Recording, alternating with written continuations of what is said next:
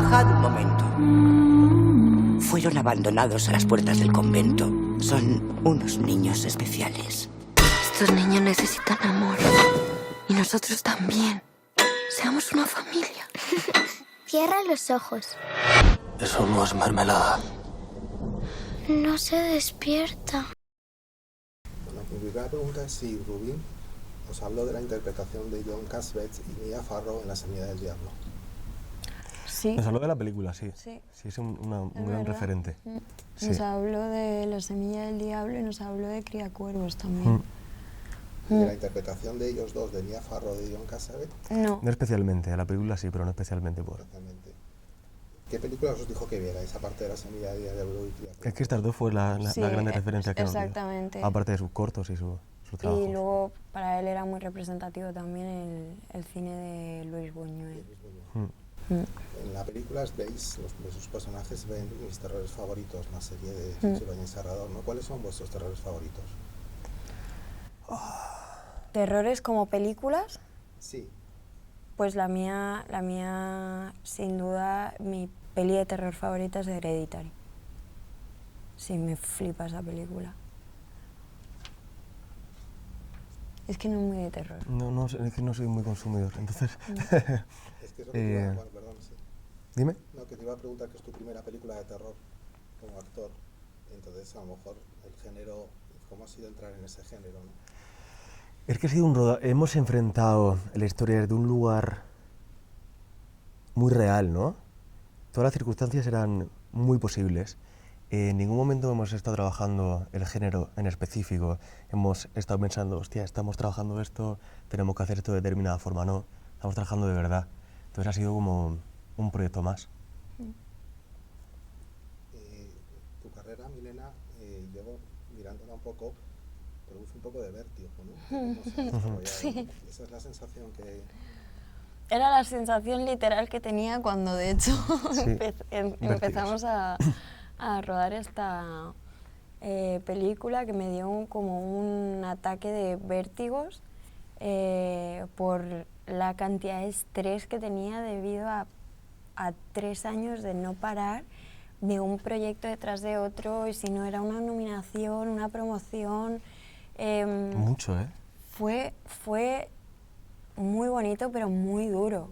Y eso se tradujo luego a nivel físico y a nivel mental, obviamente. Yo me acuerdo que es que, literal, me acuerdo que un día estábamos comiendo en un restaurante y yo no podía estar sentada porque me daba vueltas todo de los vértigos que tenía producidos por el estrés. Se me habían como bloqueado las cervicales y no tenía un buen riego sanguíneo del ojo al oído. Me acuerdo que me sacó del restaurante, en plan, vamos a dar una vuelta, y me convenció de que podía hacer esto en esas circunstancias también, ¿no? Porque pues al final ya estás a punto de rodar, estás con esa situación de... No es fácil, ¿eh? Sí, estaba bastante superada, pero tuve la suerte también de tenerle a él y de sentirme tranquila, que en cualquier caso, cualquier cosa que me pudiera pasar, me sentía apoyada y me sentía cuidada. Entonces luego todo fue mejorando muchísimo y aproveché también un poco el rodaje para desconectar de toda esa ráfaga de proyectos y exposición, sobre todo, que había tenido los últimos 3 años, que habían sido bastante locos.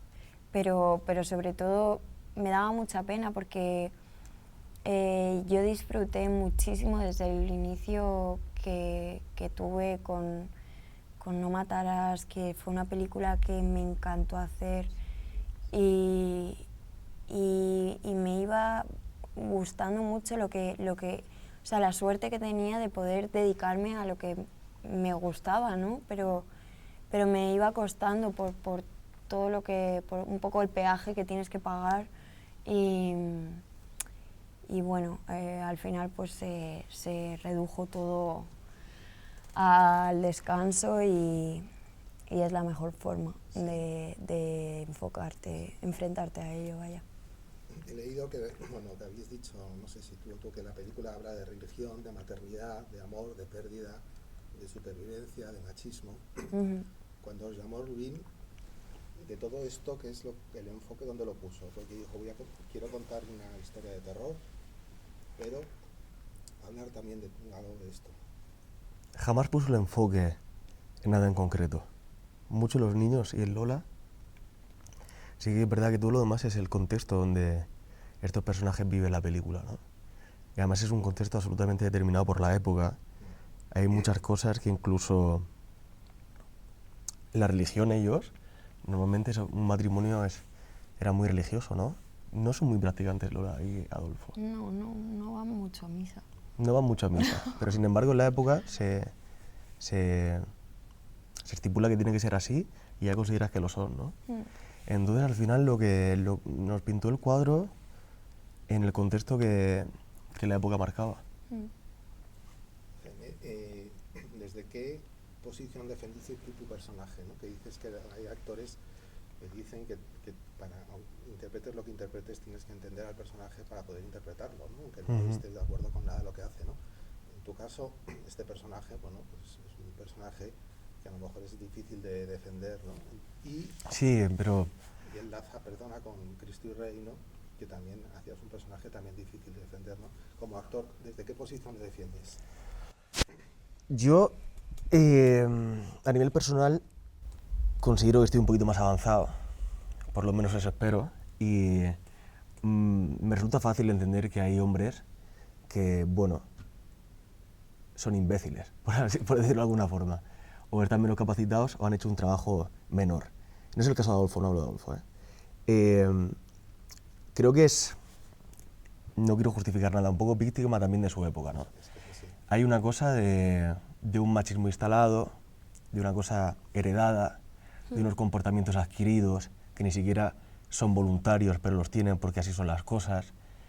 Que joder, yo tengo ahora la suerte de poder ver esto, plantearlo, reflexionarlo y decir, hostia, menos mal que tenemos la capacidad de decir esto fuera. Pero en ese momento esa posibilidad no existía, ¿no? Y creo que la película es guay porque el personaje de Lola al final también le pone en su sitio y dice, hey, las cosas están cambiando y no solo ahí fuera, también en casa. De Rubín Stein, Variety dijo que es uno de los 10 cineastas españoles emergentes a seguir, ¿no? Y después de sus cortos, este es su primer largometraje. ¿Qué podéis contarnos de este director que posiblemente dé muchísimo que hablar? Sí, es un director muy especial. Yo creo que es el director con más sentido de la estética con el que he trabajado nunca. Sabe perfectamente lo que quiere, cómo lo quiere, tiene las referencias súper claras, tiene un estilo visual que creo que es único, súper reconocible además. Creo que hace cine, y eso no es fácil decirlo, pero yo creo que hace cine. Sí, yo creo también que está creando su propio sello de identidad. Porque ahora mismo es fácil meterte un poco en lo que se está haciendo, ¿no? En lo que es la novedad o el cine de tendencia. Pero creo que él arriesga y creo que le sale bien. Porque, desde luego, como en todo, siempre habrá gente que le guste la película y habrá gente que no le guste nada. Pero ha hecho la peli que quería. Exactamente. Y ya para terminar, ¿el trabajo con los niños fue complicado? No. No fue muy complicado. Llega un momento donde tienes que armarte de paciencia y decir, no los mates. No, sobre todo ayudarles, no, es que Milena fue una cuidadora estupenda, ¿eh? Estaba todo el día jugando con ellos, de verdad. Nos facilitó el trabajo a todos. Y luego ellos son encantadores, súper currantes y muy talentosos. Súper. Muy buenos, sí. Y al final, pues, son niños, para ellos tenía que ser un juego. Además, no es que lo sea, es que lo tiene que ser cuando son así de pequeños, ¿sabes? Sí, porque un set de rodaje es complicado. Exactamente, a mí siempre son muchas horas. Violenta un poco, ¿no? Sí, a mí también. Cuando no se les trata bien me violenta, porque... Cuando no se les da sus espacios, su... Sí, pero no tratar bien de No, tratarte bien, sino no, decir, tenemos que enfrentar el entendimiento, trabajo de una forma positiva, de entender que todo esto es un juego, entender los roles, Exacto. porque ellos muchas veces no tienen la capacidad de entender que lo que están haciendo es ficción, ¿no? Exactamente. Una historia tan intensa. Claro. además, y Sí.